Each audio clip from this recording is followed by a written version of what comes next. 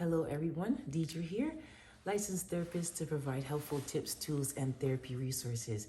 Today we want to jump into John Gottman and Julie Gottman's idea and resources on how to repair a rupture in a relationship, how to end negative cycles in a relationship. So here you are, you find yourself arguing about the same thing over and over and over. You're wondering, why can't we make any progress here? Why can't we make any significant strides here?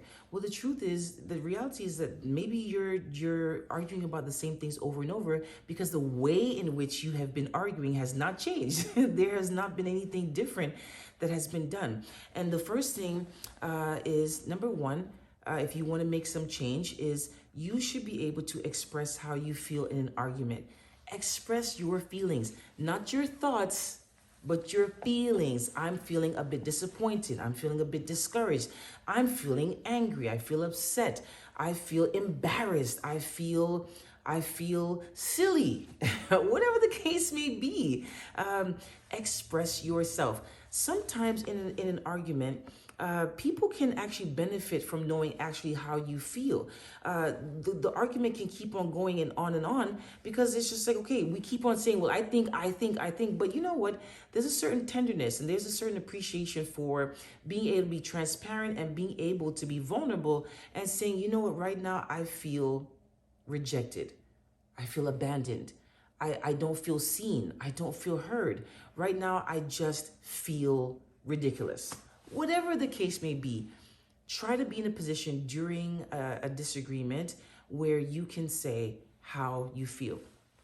And secondly, get into the habit of taking a breather.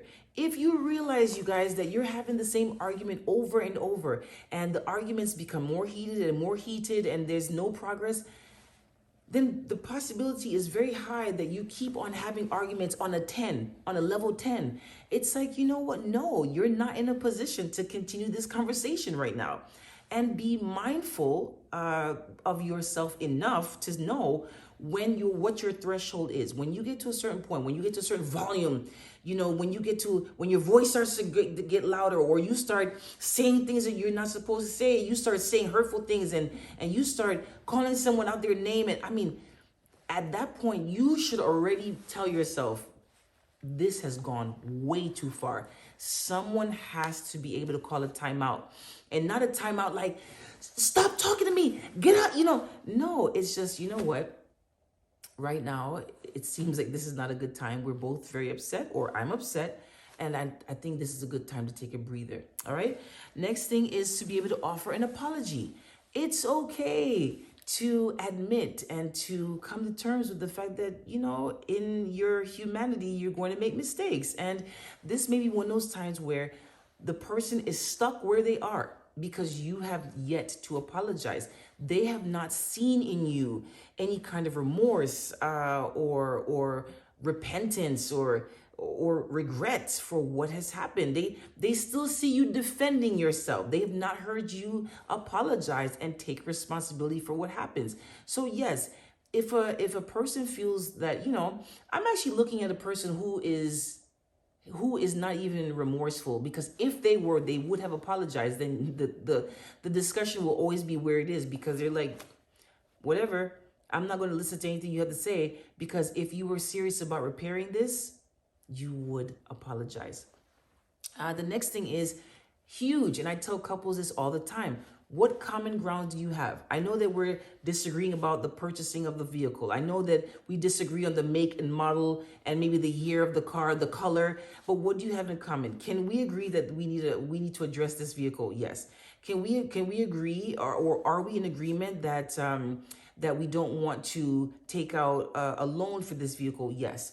Are we in agreement that we want to buy? We are in agreement that we want to purchase this vehicle within a year. Yes. Okay, then start there, right? Start there with where you see things the same, your common ground.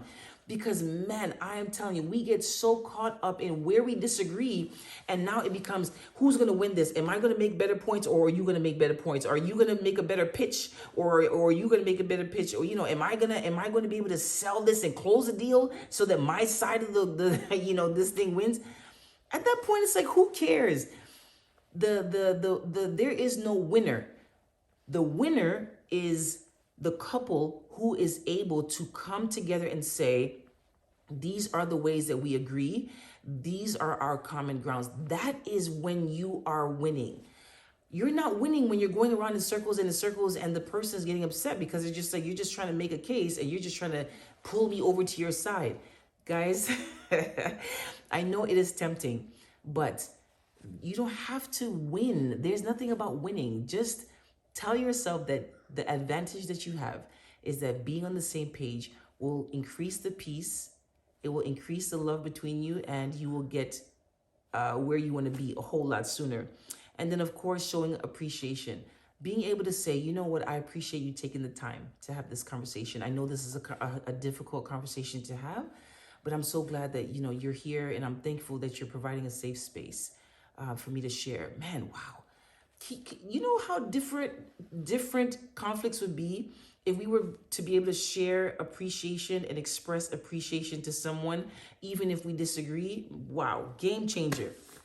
And lastly, you guys, being able to express hope and love in the commitment and to this person. Yes, we disagree, but I do want you to know that I'm committed to you. I'm committed to solving this. I'm committed to working through this. Right now, we are in conflict. We don't see things eye to eye, but I'm here. I'm not going anywhere. I'm right here, ready to do the work, ready to put in the time, the effort, the energy, and all that we need in order to make this thing work. If we can do these things, you guys, I am telling you, we can truly start on the journey to ending negative relationship cycles. See you next time, you guys.